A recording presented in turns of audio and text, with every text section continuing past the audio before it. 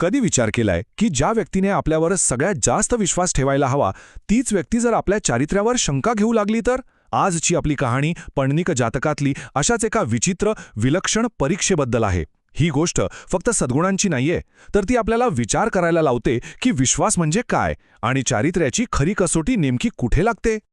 आणि हाच प्रश्न या कथेच्या अगदी केंद्रस्थानी आहे. बघा, एका बाजूला आहे पालकांच्या आपल्या मुलाच्या भविष्याची काळजी आणि दुसऱ्या बाजूला आहे विश्वासाची एक अत्यंत नाजूक रेषा. ही कथा आपल्याला बरोबर याच नैतिक गोंधळात आणून सोडते. तर मग चला पाहूया, या गुंतागुंतीच्या प्रश्नाचं उत्तर आपल्याला या कथेत सापडतंय का? तर मग सुरुवात करूया या कथेतील मुख्य पात्रांपासून. गोष्ट आहे प्राचीन श्रावस्ती शहरातली, तिथल्या एका भाजी विक्रेत्याची आणि त्याच्या सुंदर सुशील मुलीची. आणि कथेची सुरुवातच होते एका मोठ्या विचित्र गोंधळाने. म्हणजे बघा, एका वडिलांना आपल्या मुलीच्या सगळ्यात चांगल्या गुणांवर पूर्ण विश्वास आहे, पण तिची एकच सवय त्यांना बेचैन करते, आणि ती म्हणजे तिचं मनमोकळं हसणं. हो, फक्त तिचं हसणं. आणि इतक्या साध्या, इतक्या क्षुल्लक गोष्टीवरून तिच्या चारित्र्याबद्दल त्या वडिलांच्या मनात शंकेचं बीज पेरलं जातं.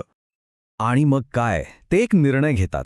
ते ठरवतात की आपल्याच मुलीच्या चारित्र्याची एक अतिशय कठोर परीक्षा घ्यायची, कारण त्यांच्यासाठी तिच्या लग्नाच्या आधी ही खात्री करून घेणं सगळ्यात महत्त्वाचं होतं. आणि मग परीक्षेची वेळ येते. वडील काय करतात, आपल्या मुलीला औषधी वनस्पती गोळा करायच्या आहेत ह्या बहाण्याने एका निर्जन घनदाट जंगलात घेऊन जातात. पण त्यांच्या डोक्यात मात्र एक पूर्णपणे वेगळी आणि खरं सांगायचं तर एक भयावह योजना सुरू असते. त्या जंगलात वडील आपल्या मुलीला चुकीच्या हेतूने स्पर्श करण्याचा प्रयत्न करतात, पण त्यांच्या या कृत्यावरती मुलगी नुसतीच रडू लागत नाही, तर अत्यंत तीव्र शब्दांत त्याला विरोध करते. तिचं एक वाक्य तिच्या नैतिक मूल्यांची खोली दाखवून देतं. ती म्हणते, वडिलांनी असं करणं म्हणजे पाण्यातून आग निघण्यासारखं आहे. म्हणजे बघा, एक पूर्णपणे अशक्य, अकल्पनीय आणि चुकीची गोष्ट. मुलीच्या या प्रतिक्रियेनंतर त्या वडिलांची खात्री पटते की आपली मुलगी खरंच सद्गुणी आहे. ते तिचं लग्नही लावून देतात. पण त्यांच्या मनात कुठेतरी ही घटना घर करून राहिलेली असते. आणि म्हणूनच या सगळ्या प्रकाराबद्दल सांगायला ते थेट गौतम बुद्धांकडे पोहोचतात. आणि इथे कथेला एक जबरदस्त अनपेक्षित वळण मिळतं. बुद्ध त्या वडिलांना काय सांगतात माहितीये? ते म्हणतात, तुम्ही जे आज केलंय ना, ते काही पहिल्यांदा घडत नाहीये.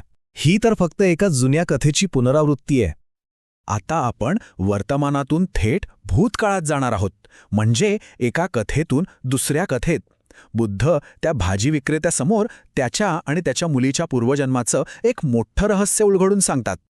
पण पुढे जाण्याआधी एक छोटीशी गोष्ट समजून घेऊया. जातक कथा म्हणजे नेमकं काय? तर जातक कथा म्हणजे भगवान बुद्धांच्या अनेक पूर्वजन्मांपैकी एका जन्माची गोष्ट. आणि ह्या प्रत्येक कथेतून आपल्याला काहीतरी मोलाची शिकवण किंवा बोध मिळतो. आता हे बघा, दोन्ही कथांमधली पात्र कोण होती? आजच्या काळात जो भाजी विक्रेता आहे तोच पूर्वजन्मातही भाजी विक्रेता होता. त्याची मुलगी ती सुद्धा तीच होती. आणि सगळ्यात महत्त्वाचं म्हणजे ह्या घटनेचा जो साक्षीदार होता त्या जन्मी एक वृक्षदेवता. तो दुसरा तिसरा कोणी नसून स्वतः बोधिसत्व होते, म्हणजेच आजचे गौतम बुद्ध. बुद्ध त्या वडिलांना सांगतायत की प्राचीन बनारसच्या काळातही अगदी असंच घडलं होतं. एका अशाच घनदाट जंगलात एका वडिलांनी आपल्या मुलीची अशीच परीक्षा घेतली होती. आणि तेव्हा सुद्धा त्या मुलीने तितक्याच धैर्याने आणि तितक्याच तीव्रतेने त्याला विरोध केला होता. त्या पूर्वजन्मात त्या मुलीच्या मनात जी वेदना आणि निराशा दाटून आली होती ती तिने या काव्यातून व्यक्त केली होती. तिचे शब्द ऐका. यात तिच्या मनातला विश्वासघात आणि दुःख किती स्पष्ट दिसतंय. तिच्यासाठी तिचा रक्षकच, तिचा बापच तिचा शत्रू बनला होता. तर ही भूतकाळातली कथा सांगितल्यावर बुद्ध पुन्हा वर्तमानात येतात. आणि आता ते या संपूर्ण घटनेमागचा खरा अर्थ आणि त्यातून मिळणारी शिकवण त्या भाजी विक्रेत्याला समजावून सांगतात. इथे बघा, बुद्धांनी शिकवण्याची किती सुंदर पद्धत वापरली आहे. ही कथा त्यांनी फक्त एक गोष्ट म्हणून नाही सांगितली, तर एक शक्तिशाली माध्यम म्हणून वापरली. आधी कथा, मग त्यातील पात्रांची ओळख आणि त्यानंतर जीवनाचं सार म्हणजे 4 आर्य सत्यांचा उपदेश. या मार्गाने त्यांनी त्या भाजी विक्रेत्याला फक्त त्याच्या चुकीच्या पश्चातापातून बाहेर नाही काढलं, तर त्याला ज्ञानप्राप्तीच्या मार्गावर आणून उभं केलं. तर मग या सगळ्या गोष्टीतून आपल्याला काय शिकायला मिळतं? सगळ्यात पहिलं की सद्गुण किंवा चारित्र्य हे एका जन्मापुरतं मर्यादित नसतं, ते आपल्यासोबत जन्मांतरी प्रवास करतं. दुसरं म्हणजे आपल्या मनात येणाऱ्या शंका किंवा आपल्या कृती या कदाचित आपल्या पूर्वकर्माचेच पडसाद असू शकतात. आणि सगळ्यात महत्त्वाचं, कधीकधी अगदी साध्या वाटणाऱ्या कथांमधून आपल्याला जीवनाचं मोठं तत्वज्ञान समजू शकतं.